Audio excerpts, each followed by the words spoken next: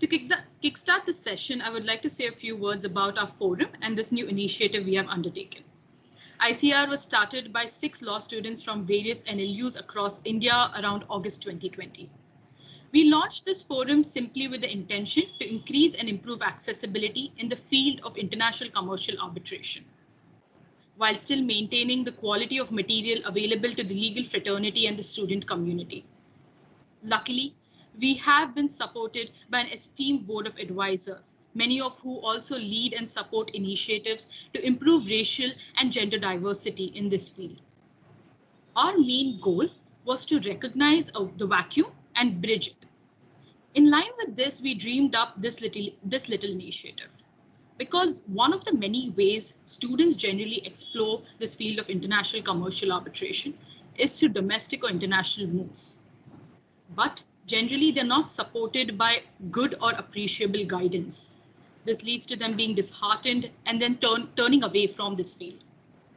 We've seen many teams enter various moves such as WIS and Frankfurt without coaches, which is not telling of their potential, but it nonetheless reduces their opportunity to progress through the rounds.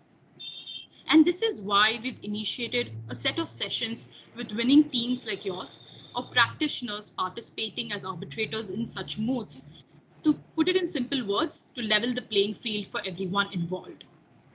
And thus, we've gathered here today with the winning team of WIS Vienna 2020. Thank you so much, Anushka, for that introduction. So, as part of this initiative, we have with us the team that accomplished the impossible, winning WIS. So before I move on to the introduction of our team, for our readers and followers who may not have come across this competition or hasn't had the opportunity to be able to learn about the moot firsthand, WIS, or William C. WIS International Commercial Arbitration Moot, is by far the largest and the most prestigious international commercial arbitration moot in the world.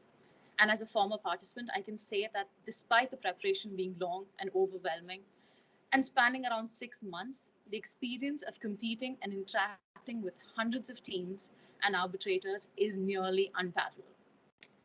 And who is in a better position to give us the insights and some tips and tricks for the preparation of the moot competition than the NUJS team from India, who've won the title last year. Thank you so much, guys, for coming on board and having this session with us. So just to give a quick introduction of the team before we move forward, we have with us Kyra Pinerio, a third-year law student who was an oralist at the competition. We have Sahej Mathur, who is in a second year of law student, who is a researcher. We have here Ashika Jain, who's also a third-year law student and an oralist at the competition. And lastly, we have Anand Krishnan Sunil, who is in a researcher and was a researcher. Once again, we thank you so much for joining us in this session and kickstarting this initiative. So as we begin with the session, just a pointer, some questions are of the general nature, while others are specific to either speakers or researchers.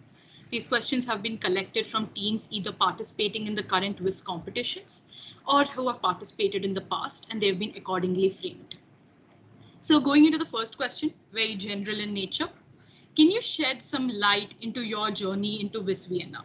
What spiked your individual interest in international commercial arbitration, and what made you choose WIS Vienna as opposed to other international arbitration moots or even other international moots, for example, based of PIL or ICL?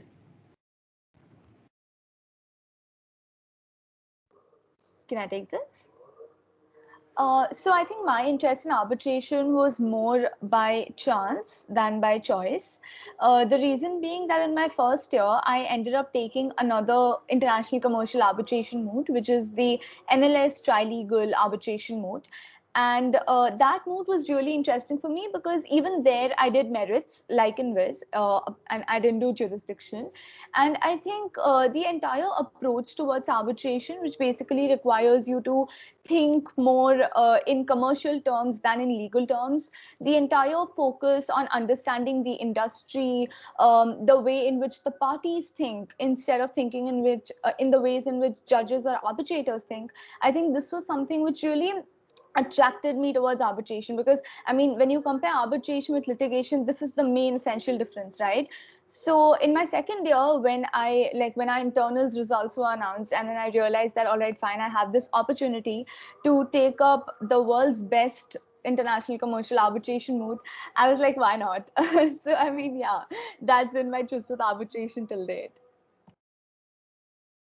And yeah, just to follow up from Ashika, I had a very similar experience. In fact, when I was in my first year, in NUJS, they also give you like researcher positions for the first years. And at that time, I had gotten a rank which would allow me to do Viz East. And at that time, I was paired up with the procedural team. So as a researcher, I was helping the procedural speakers. And I absolutely loved the experience. And I remember before I picked it, everyone had told me, like, you must pick Viz. Viz is a sentiment, it's an emotion, it's definitely something that you must experience. And so I never ever thought that in my second year, when I did the internals again, I would be able to do Vienna. And when I did, I was thrilled, obviously, because I had absolutely loved doing like all of the procedural research in relation to Viz. So I decided that I'd do it for Vienna as well. So that's how both Ashika and I had like our first and our second moods be based entirely on arbitration. So like we kind of knew we already loved it before we went into it for the second time.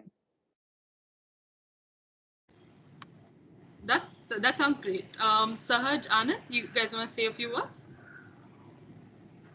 Oh, well, I think even my experience with Wiz, it was a by chance thing, because I was in my first year, so I was absolutely not exposed to any branch of law except the ones that I was studying.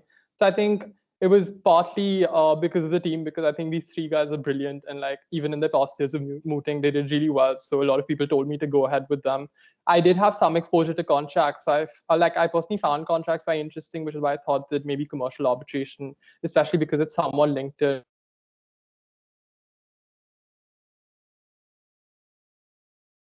I think it was a chance decision, and I guess it sort of worked out well for me.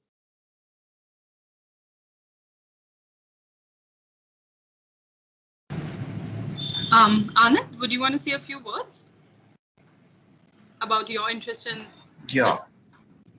Yeah. Am I audible? Yes, absolutely. Yeah, great.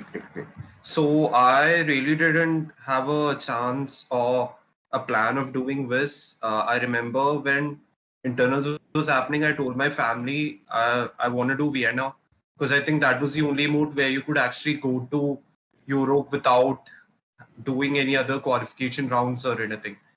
And when the ranks came, like I had a pretty bad speaking rank, so that was out of my mind. Then the researcher ranks came, and finally, okay, like I had a pretty good rank, and there was a chance of doing this.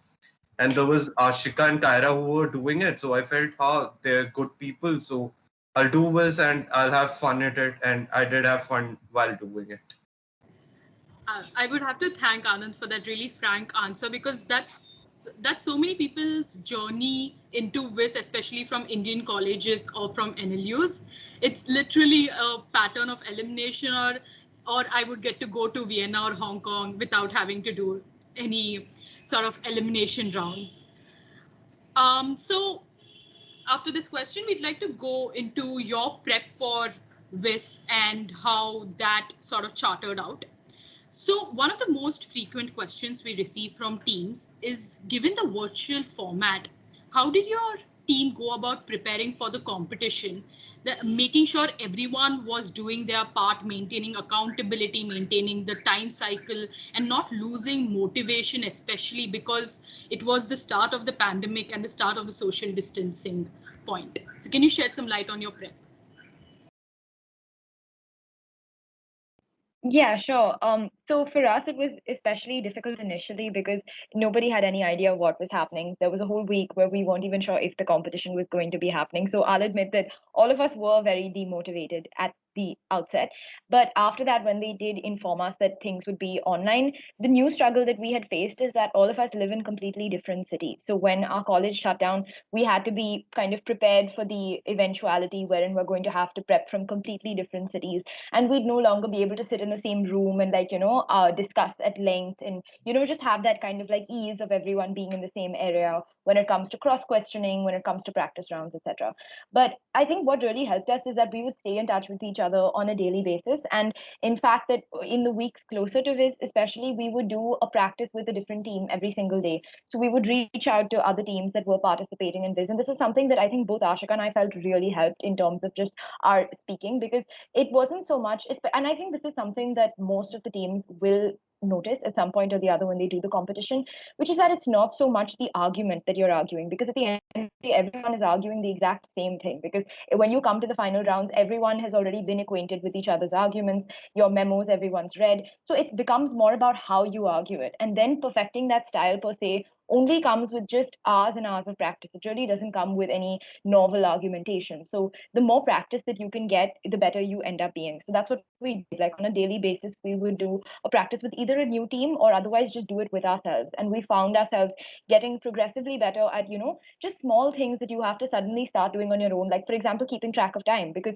earlier you would always have your co-speaker sitting right next to you, and it would be her job, let's say, to keep track of time, and then she could nudge you or point to a post-it and be like, look, you're running out of time. Whereas that's not possible in an online forum. So then all of a sudden you have to be doing everything. You have to monitor your time, you have to look at your speech, you have to answer the questions of the arbitrators.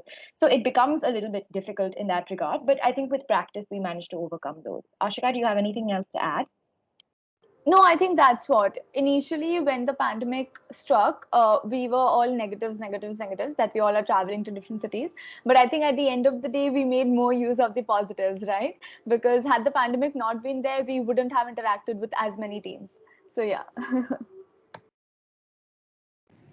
That's such a good outlook at the start of the pandemic, and especially the uncertainty regarding Miss Vienna.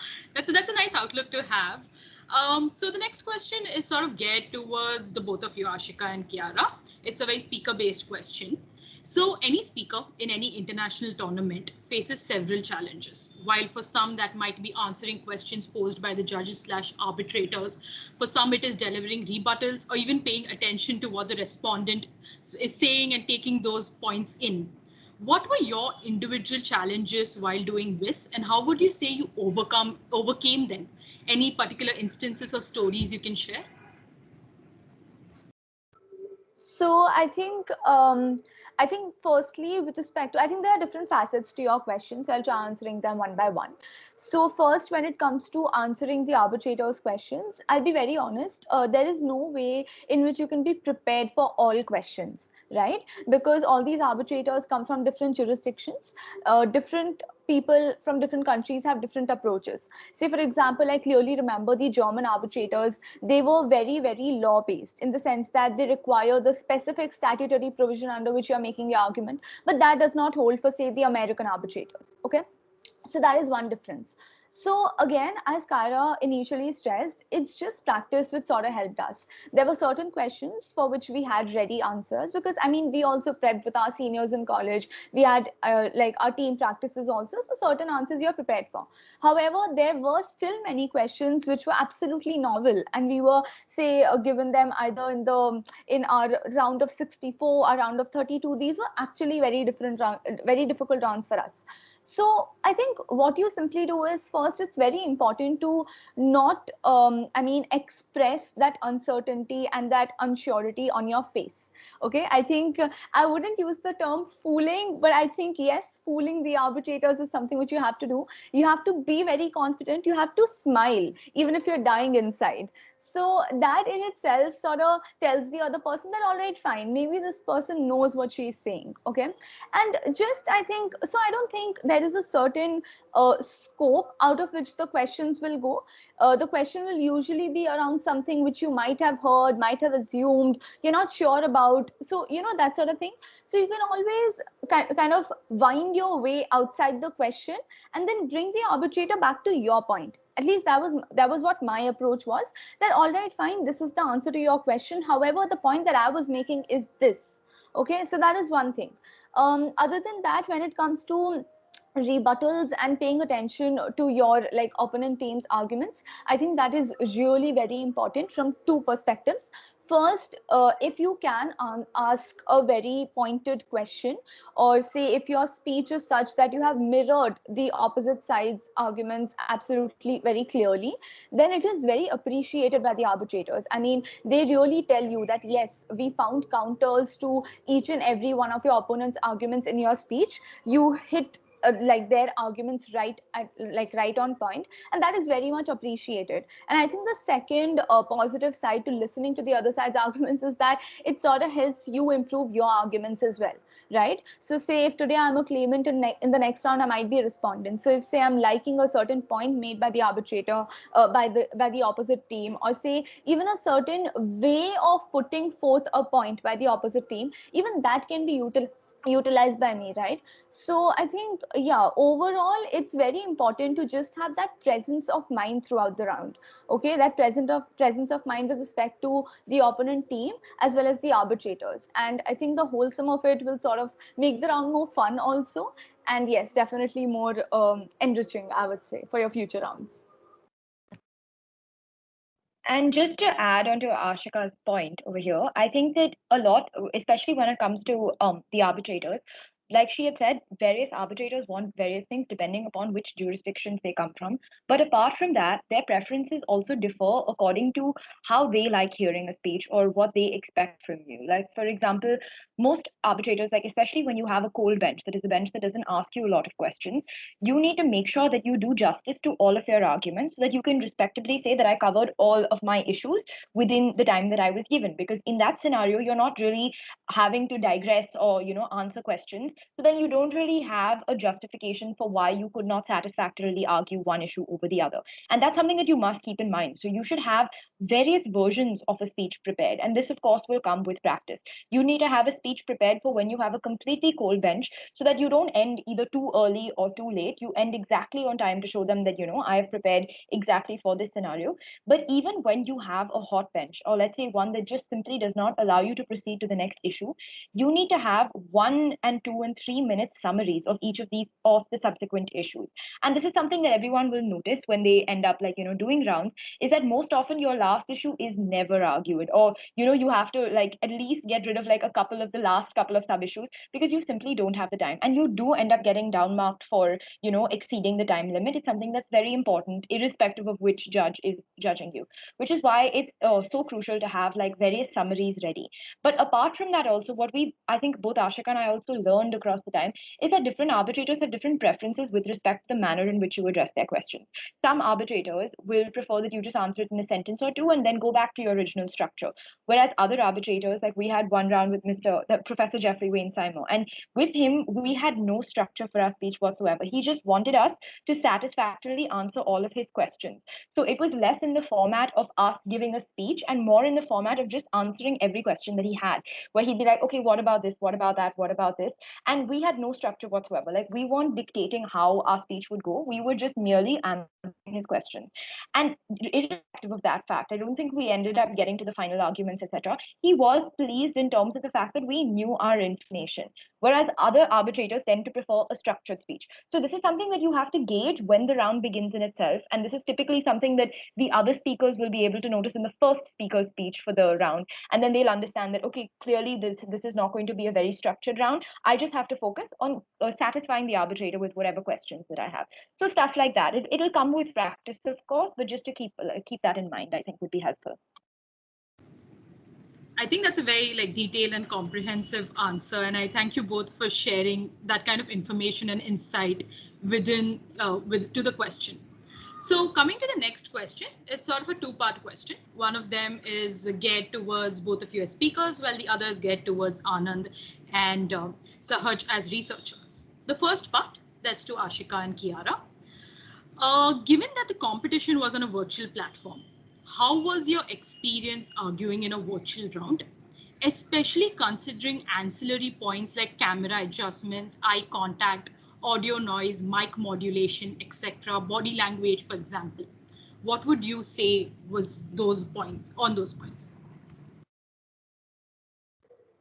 Okay, so I think certain basic points which all of the arbitrators told us, and I think especially the rounds that we had with the teams prior to the whiz rounds, even they told us, was that, say, firstly, the light on your face should be very appropriate. You cannot sit in a place where the light is from your background, so your face is in the dark. Okay, first. Second, it's very important not to sit very close to the camera, otherwise, then only your face is visible, right? And just imagine the arbitrator just being able to look at your face and not understanding any of your body language. It sort of becomes less persuasive and less convincing in itself, like the look in itself.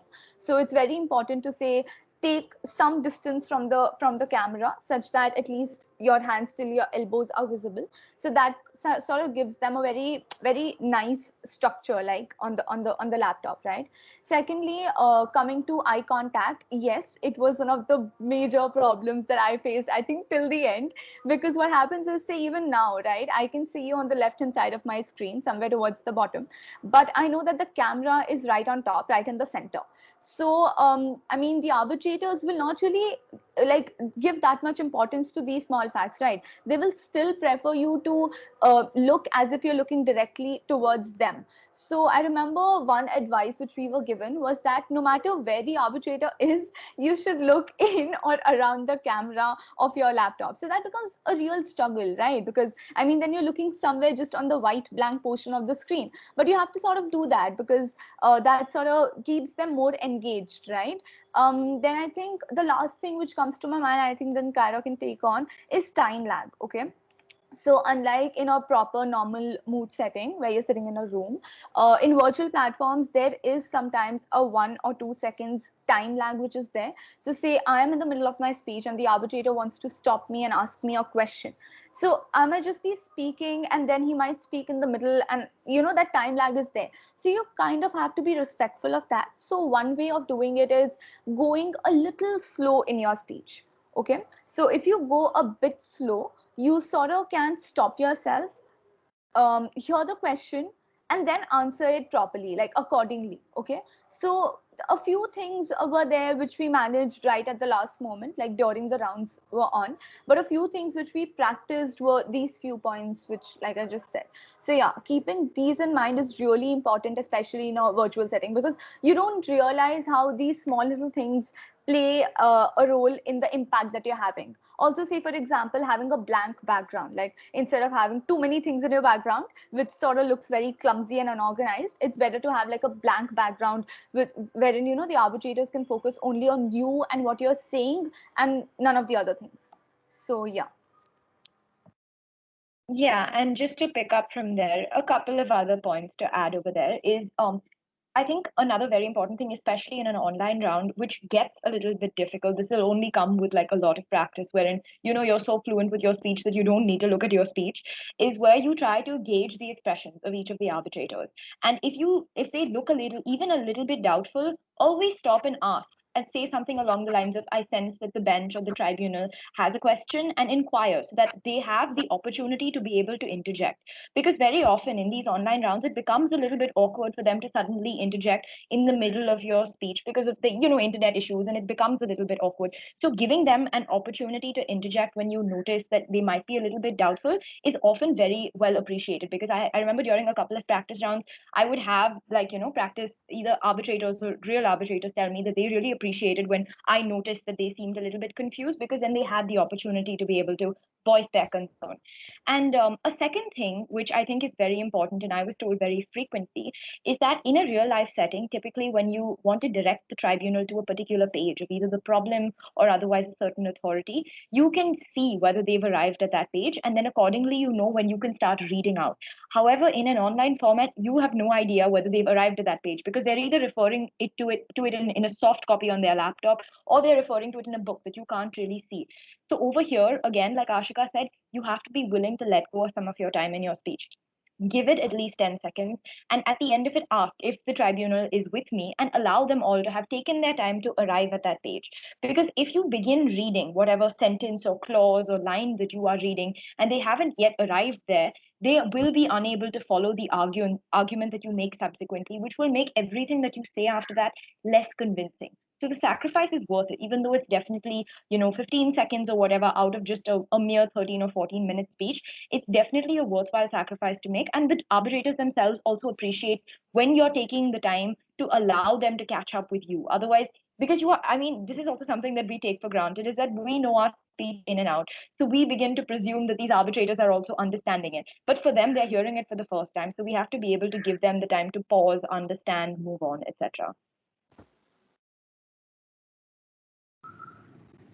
Okay, noted, especially since this is only the second year that we're having virtual rounds again. A lot of this is uncharted territory for all the teams.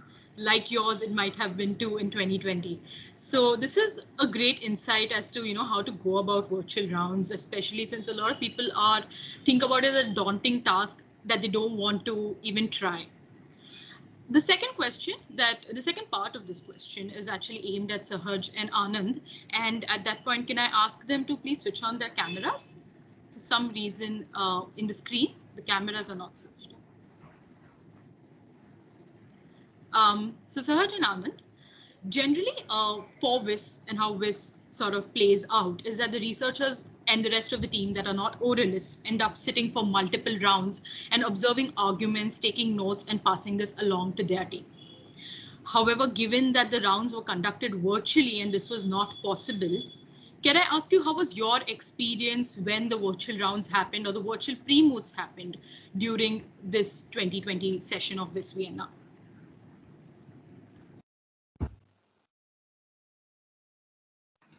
Sahaj, Anand, do you want to start? All right, I'll start. So I think our experience was a little mixed because we did have the Jindal pre-moot, so that happens a couple of months before the WIS round. So we did get to scout and we did get to look at other people's arguments. So I think that definitely helped, especially us as researchers, but I'm quite sure it helped the speakers as well. But during the rounds, it was different because we weren't really allowed to spectate. So I think a few times we were allowed to watch the rounds because they did have a slot reserved for one of the researchers. So we took turns to try and watch our own rounds. But apart from that, a lot of us, we just had to rely on what they told us about the rounds. So I think a couple of times when we were in the rounds, we tried to spot anything that they did wrong or something that they could work on for the subsequent rounds. And maybe if we had any other general feedback, we also tried to observe the other teams and see if there was something that we could incorporate, because I think it's slightly tough doing that when you're speaking. So I think as researchers, we had that additional burden to make sure that we're able to do that. Yeah, so I think we scouted during the general rounds. We went for the other teams' rounds and we divided that among us. So we kind of knew the broad range of arguments most of the Indian teams were using. But when it came to the actual online rounds, the only thing we actually do is to sit for the rounds, either me or Sahaj, and then we would take notes on what were the new points the teams made, or did they introduce some new concept of law or phrase the facts in a different way we haven't seen before. And then after the rounds ended, we would call Ashika or Kaira. I would call Ashika because I was basically on, and we would tell them what do you think about this approach that they did, and how do you think should we use it for the next round and stuff like that. And we would try to structure our speech to include it if it was a really good point.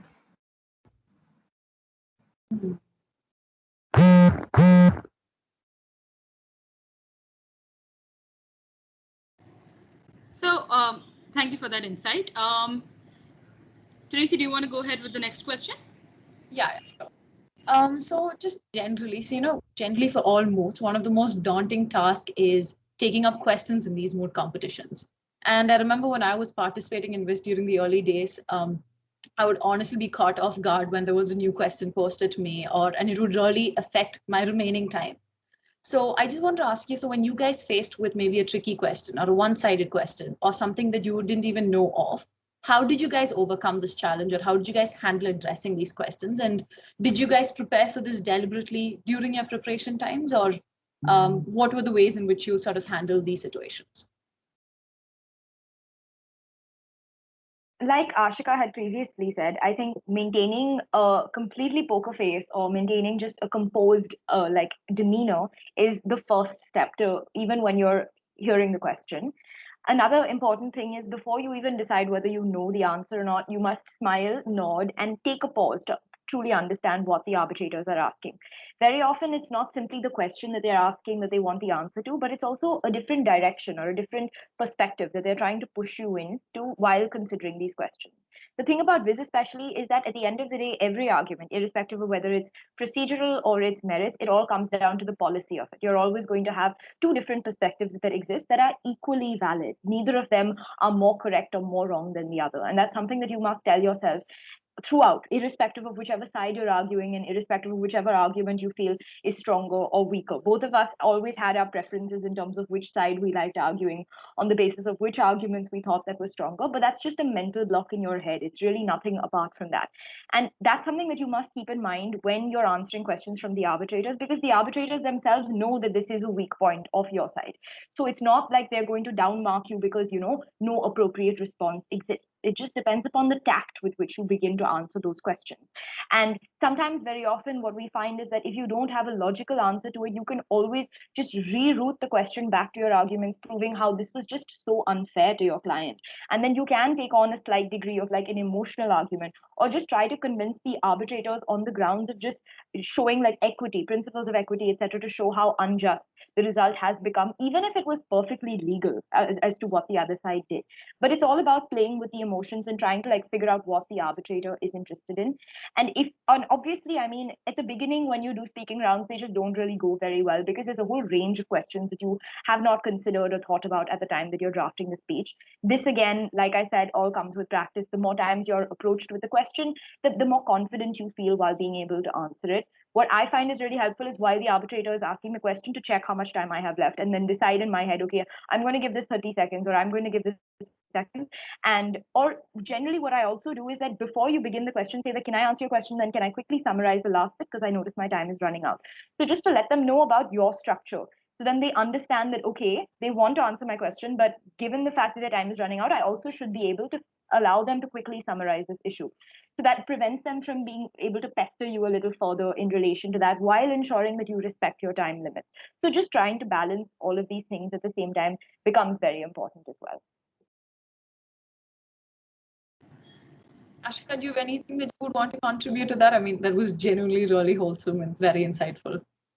Yeah, I think that pretty much sums it up. I just want to say that there is no black or white rule to answer questions. As in, say, for example, when Kyra says that it's important to let them know about the structure, while there are some arbitrators who really appreciate that, there might be some who will be like, oh, are you trying to avoid my question by redirecting me to your structure? So, I mean, that is where I think understanding the arbitrator's mind or reading their expression becomes important. So yeah, I think other than that, Kyra has pretty much covered the entire thing. No, that's perfect. That's good. So coming to the primary reason we are talking to all of you today is that you were the winning team of 2020 Miss Vienna. So definitely there is something you did differently. There's something you brought unique to the table during all your rounds. Ashika, to go back to your point, you mentioned the round of 64 and 32 were quite difficult for all of you. So what do you think that you brought to the table in those rounds that made you stand out in those preliminary rounds? Because as you go in the latter rounds, the teams become quite close in terms of quality and competency. But in the preliminary rounds is where you all tend to stand out. So what were your unique points? So I think Kyra had mentioned that one of these rounds, I think the round of 64, if I'm not wrong, Kyra, was the round with Sir Jeffrey Wayne-Seymour. So that was one of the most difficult rounds because, there was no structure to our speeches. Okay, he knew the problem in and out. He knew all the 4 issues in and out. He had a set of, I think, 10 to 15 questions for each of the issues, and he threw them at us like something. So in that round, we realized that, I mean, what prep are we actually making use of right now? Because, I mean, all he needs is there in his head.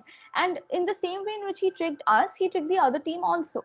But I think one difference which I noticed in the way we tackled the question and the way they tackled the question, with all due respect to them, it's not like they were bad or something, but it's just that, as we've already said, never let the tension or the anxiety or the fear look on your face. Okay, I mean, even when I knew that I had to answer, I mean, I think sir literally pushed me to a point where I had to concede, where I had to say that yes, we were wrong. I mean, but please forgive me. Okay, I mean, that was that fun around. But really, I think what sir also appreciated at the end of the day was that we just held our ground. Okay, so, and this is really with respect to the worst round that you can ever have, where the arbitrator really just wants answers to his questions which you might not be ready for. So just look confident, smile, take your time.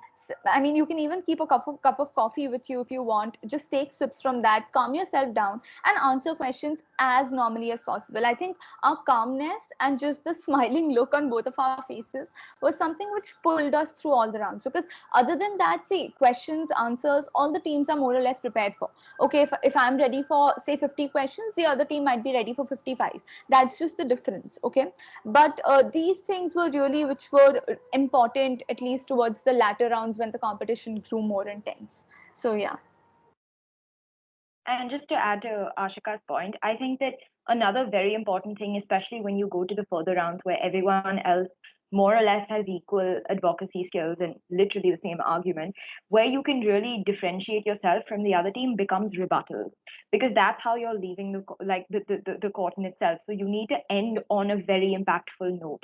And even though generally I think most teams reserve about a minute for rebuttals at the end of their speeches, we were always strongly advised to keep it to under 30 seconds, which became a challenge because we were like, come on, like, we're literally giving up on time and stuff like that.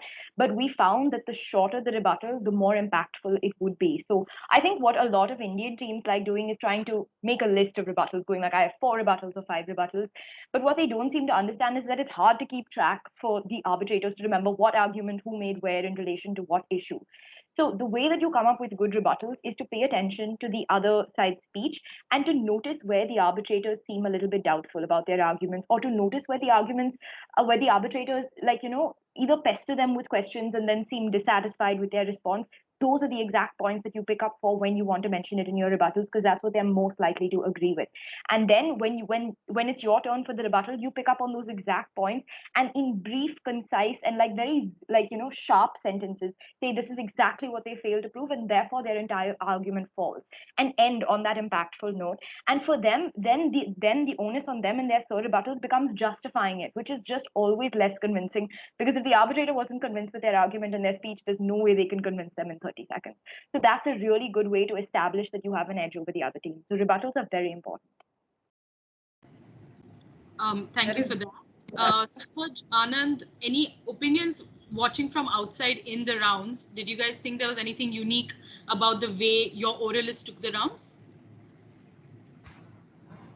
Yeah, so I personally thought that I think all of the rounds, at least the majority of the rounds, Ashika and Kyra were very calm. Like, I could understand the seriousness of some of the questions put towards them, and I was confused, oh God, what is going to be the answer to that?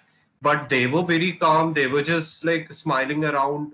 I was watching the rounds with my mom, and my mom told, great, like your team is amazing. They're always smiling and just answering the questions. So I think like smiling and answering is what played a big part on how we won and what happened in online rounds. Because I think that was a very important distinguishing factor among our team and the other teams that were against us.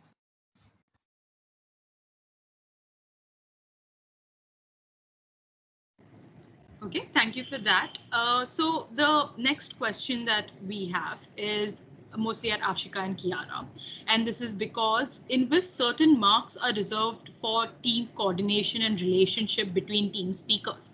And this is something that Kiara had said as we started this session, is that if this was a physical round, you could see Ashika maintaining time for Kiara, opening the page of the compendium/notes for Kiara. And generally the arbitrator sees this and marks on the basis of how in sync the speakers are. In a virtual round, considering that these marks were retained in the mark sheet in 2020 and now in 2021, how did the both of you show the arbitrators your compatibleness? Okay, so I think one thing which I realized was that, see, even in a virtual round, even the arbitrators know that you are in different places. Right. So this is one thing which we need to keep in our minds also. I mean, initially when the like in the normal rounds, when the arbitrators really appreciate things when you're exchanging notes or stuff like that, they don't expect you to do all this in a virtual round where you're not sitting in the same room. Okay, so that's one thing. Other than that, I think all the rest of the things you mostly have to manage it individually only, because already while you're making your speech, you have to gauge the arbitrator's expressions, you have to be mindful of their questions, you have to be mindful of your own speech, you have to be mindful of time. There are already too many things that you're handling on your own during those 13-14 minutes, right? So other than that, I don't think there's a lot of expectations from the arbitrator side also, at least in a virtual round. So yeah, Kyra. Yeah, I think that in relation to at least the marking scheme, what I assumed is because we had a look at our mark sheets and stuff, Ashika and I were in separate cities, so we couldn't be together. A lot of the other teams, I think, for certain cities that hadn't necessarily gone into lockdown, those two members were still calling in from the same laptop per se. So for them, I think the focus then becomes more focused on like their team coordination. But in relation to when you're on separate screens, we can attest that we did not get down marked at all, even though we couldn't really prove that we were, coordinating or whatever. But I think that there are small tokenistic things that you can still do to earn brownie points. Like, for example, given that the procedural speaker will always go first, you always mention in your introduction what you are going to be doing, and then also mention what your co-counsel will be doing and what she'll be arguing, and just kind of like, tag team her in so that they understand that, okay, these two people form a team. So just small stuff like that. And even if you get, let's say, questioned on something which is heavy merits, as I as a procedural speaker will be like, yes, thank you for your question. I'll address it in like a minimal sentence or two and say, but my co-counsel Ashika will then pick up on this in subsequently and stuff. So just to show that like we're working as a team. But these are more tokenistic methods that are used in a virtual format itself. No, that's actually really helpful, because I think those are like the tiny places where teams can actually work out and then get those brownie points to further them in the competition. So another question that we wanted to ask you, which is sort of outside your oral rounds, is this is usually known for its networking sessions and being able to meet arbitrators and teams and build that sort of solid network.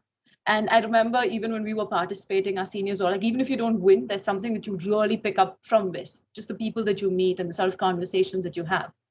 And definitely that was affected during these oral rounds and virtual rounds. And I just want to ask you, like, how did you guys maybe overcome this or make the most of the competition despite the fact that you weren't able to physically meet them? Did you guys do anything additional that sort of solidified the network with teams and arbitrators? I think something very helpful that all of the arbitrators did before every round began was that they would do an introduction and explain where they're working, what fields that they've had experience in, and then also give us their email IDs in case we want to reach out to them in the future. And so for that, in relation to that, that was an option. Admittedly, of course, we don't have the same options or luxuries in a virtual setting to be able to, have a dinner together with all of the participants and stuff. But given that in our year especially, and this is more a blessing in disguise that ended up being, is that most of the pre-moots were cancelled, and we had planned on doing a bunch of them in Europe especially. So in relation to that, we lost the opportunity to be able to meet a lot of teams over there. But our researchers were like really proactive, and they would just reach out to random teams participating in Viz on Facebook or other social media platforms and be like, hi, is your team interested in perhaps just doing a practice with the two of us? And it was just incredible because we had the opportunity to be able to interact with teams from all across the world. Every day we would meet a different team. And apart from just being able to interact with them, we made a bunch of great friends along the way. And it was really sweet because as we progressed, all of the participants from these other teams would be like messaging us, going like rooting for you, good luck and stuff like that. So it was really sweet because we established connections that we never thought we would be able to in an online format. It does take extra effort because you have to actively reach out to them yourself as opposed to just meeting them at a dinner, but it's still definitely possible. And we really enjoyed that experience. Oh.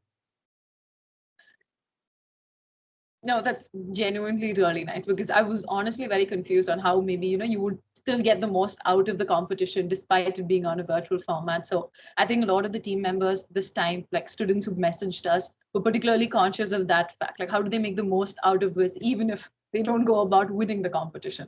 So I'm sure like these are the tips that they can genuinely follow around.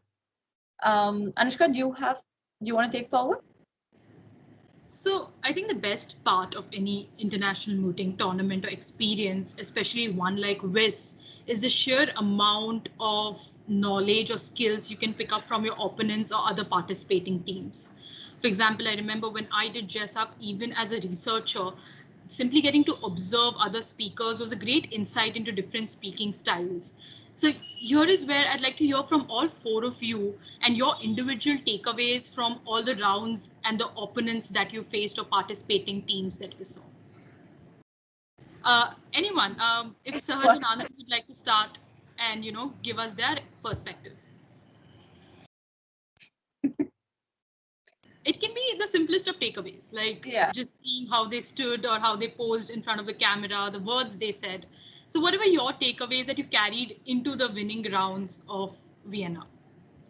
Yeah, so I think I'll start because I don't think Sahaj has an audio problem or something. So what was my takeaway? I don't think, I think my takeaway should have been I got to see Europe before I hit 21.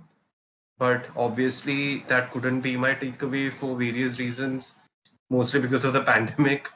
So my takeaway was to see a lot of very accomplished speakers and researchers, very good and very hardworking, and to see how they actually went through the whole process. So I was very like, because I mostly focused on the general pre-mood, because the actual rounds, we couldn't really talk to the people who were doing the rounds. In the general pre-mood, I'm like saw some teams which were really good. Like the speakers were amazing and the researchers were just taking notes very fast. They were discussing, and all that were takeaways to how like I should do future moves and how the future moves of how you should prepare in a future move.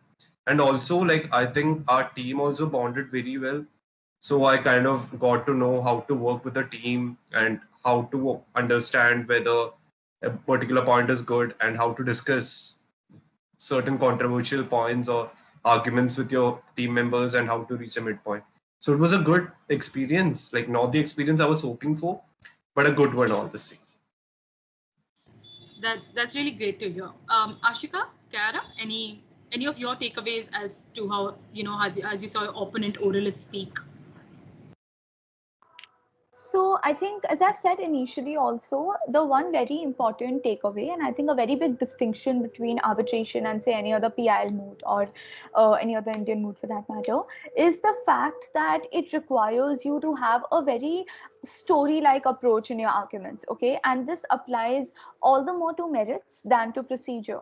So I remember that in merits, all our college seniors, they told us just one thing, that your entire 13-14 minute argument should be like one story where you're trying to convince the arbitrator that, listen, my client has been the one who has been wronged. My client is the one towards which you should have your sympathy. And my client is the one who requires all the world's,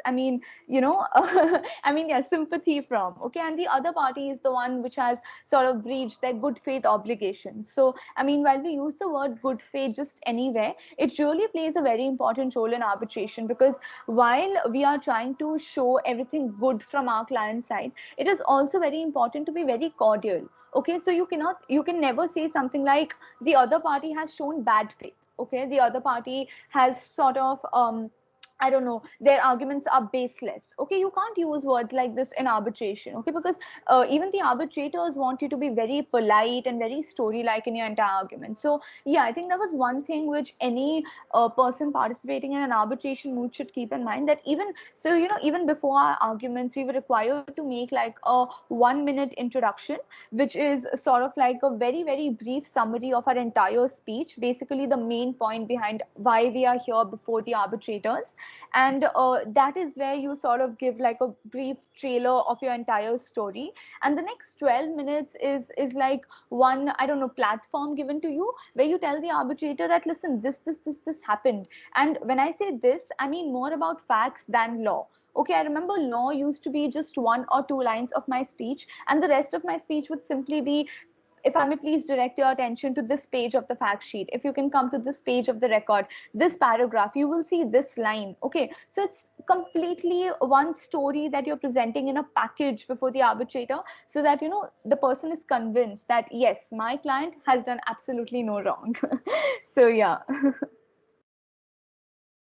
Yeah, and just to add to what Ashika said, I think that, and this is something that happens very often, especially at the pre-moods, is that you typically you hear certain sentences, especially that are very impactful for either an issue that you kind of want to take away. Because I remember one of the teams at the Indian pre-mood, because our problem last year dealt with a unilateral arbitration clause, wherein only one of the parties was allowed to initiate arbitration, and then the second issue was in relation to how one of the parties wanted to prevent the other party from using their expert because they had issues with a potential conflict with the arbitrator. And I remember one of the teams, I don't know which one right now, but they opened up with like a zinger of a line, which was something along the lines of, the other party is not only attempting to choose the battleground in terms of saying, arbitration or litigation, but it's also trying to disarm us of our only weapon. And it was a very impactful line that a lot of the teams really liked. So stuff like that, which is like very helpful for you to just pick up and use in your subsequent rounds, I think is something that's very helpful. I think a lot of teams poached that line after we all heard it, but it was like, as in just in relation to that, it's a great idea to pick up like either these lines or just these soft skills that you notice that the other team has that you may not have considered implementing yourself is definitely something that was very helpful for us. No, genuinely, that's really helpful because I remember even the time that we did it, like you can't be as prepared, you can't be completely prepared when you go into this. Like it's sort of like an adapting and learning through each rounds and just picking up from what you learn from the other rounds, it can push you forward. And I remember even for us when we did pre-moods, literally we would take like these really good catchphrases and opening phrases that arbitrators really liked, and we would include that within our pleadings. And it was really impactful at the end of the day. So yeah, and just before we end this really fruitful and insightful session, I just want to ask you all. I know we've covered like almost everything that maybe a team could really use to sort of help them through the rounds. I just want to ask you if there were any final advice or tips that you would give to the participating teams this year, given all these uncertainty and it being on a virtual round, to maybe just really enjoy and make full use of this entire journey, and also how far they can maybe go into the competition. So maybe any last tips? I think one thing, at least for me, is being willing to adapt your speech after every single round. It's something that becomes exhausting, I think, for a speaker to do because you're so used to writing down a speech and having a script, irrespective of whether you do it in pointers or you do it in sentences. And there's obviously a natural desire for you to stick to the script, for you to go back to like what you sat and written. And I'm the kind of person who has to write down like everything that I plan on saying, except like the number of pages that I had written. Like each side, I think claimant, I had like 7 versions of a speech by the end of it, and the same for respondent. So you have to be willing to adapt after every single round, which is not something that's fun to do necessarily because you're just like, oh, again, I'm going to have to change this, or I'm going to have to cancel this, remove this, add this. But it's something that's super necessary because you have to keep in mind that everybody else gets better as they progress. Because with each subsequent round, the other team has also had that subsequent practice. So then it just becomes about how you're implementing the experience that you've had with these arguments in the past. If you're not substantially changing your argument, you cannot expect to be better than the other team that has been actively adapting their arguments according to the various questions that they've been asked. So simply just being willing to like hear the other team's perspective and try to really give it a consideration is something that I found very, very helpful. Help your arguments in advance. And especially, I think, for Vienna, because this is something that Ashika and I were also discussing, which is that this happens before, irrespective of whether it's online or not, you reach the first and second levels of argumentation at Viz East. And then after that, once you get to Vienna, all the Vienna teams have watched those finals for East. They know all of those arguments. So then it becomes the third, fourth, and fifth levels of argumentation. The arbitrators at Vienna are the same ones that have judged East. They have absolutely no interest in hearing your first and second levels of argument. You will be able to say it for maybe 30 seconds and then they'll go like, okay, what about? And then they'll take you to this page and that page and that page. And then all of a sudden you've hit level 4 and level 5 of your like rebuttals or your so you have to be prepared for that. That means that you have to be prepared to argue from a different level as opposed to with East where the arbitrators are still beginning to orient themselves with the arguments. So that's also something to keep in mind specifically for the teams participating in Vienna, because you kind of have to pick up from a stage much more advanced, I think, in terms of argumentation than in East. No.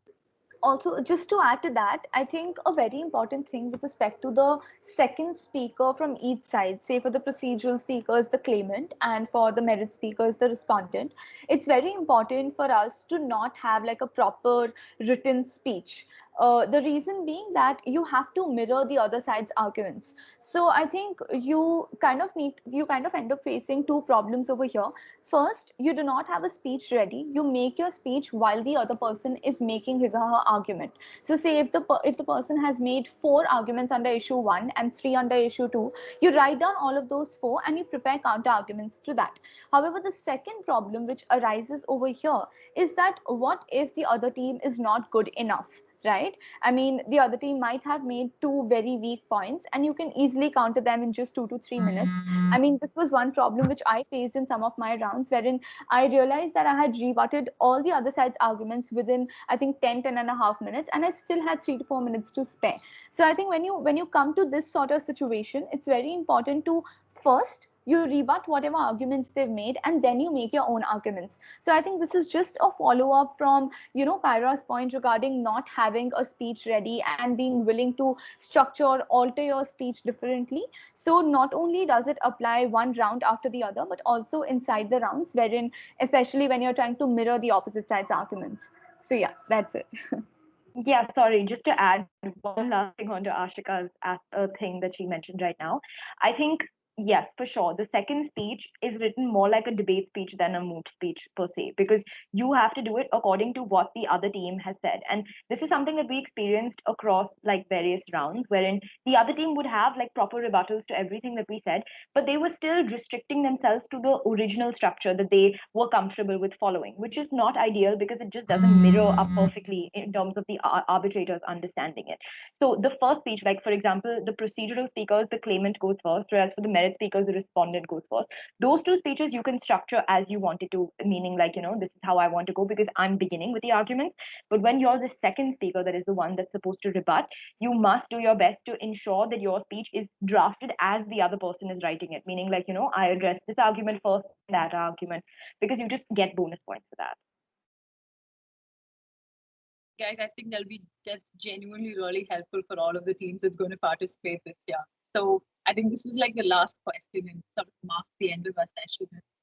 I just want to say thank you so much for coming on board and sharing your journey and providing these invaluable insights into how this is to be done and the sort of journey that you all took into. Considering the sort of uniqueness of the circumstances that we're put in right now, I think accessibility becomes one of like really good importance right now, particularly. And I think we are at ICR. We want to be able to bridge that gap and be able to provide useful content to all the students who may be interested in education or who want to explore this in the future. So for all our followers out there, just want to stay, tuned because we have more sessions in line with arbitrators and teams who have won international arbitration competitions, and we genuinely believe it will be extremely helpful for all of you. And thank you again for honestly joining us, and thank you everyone for tuning in, and best of luck to all the teams who are going to be participating this year. Thank you. Thank you for having us. Thank you.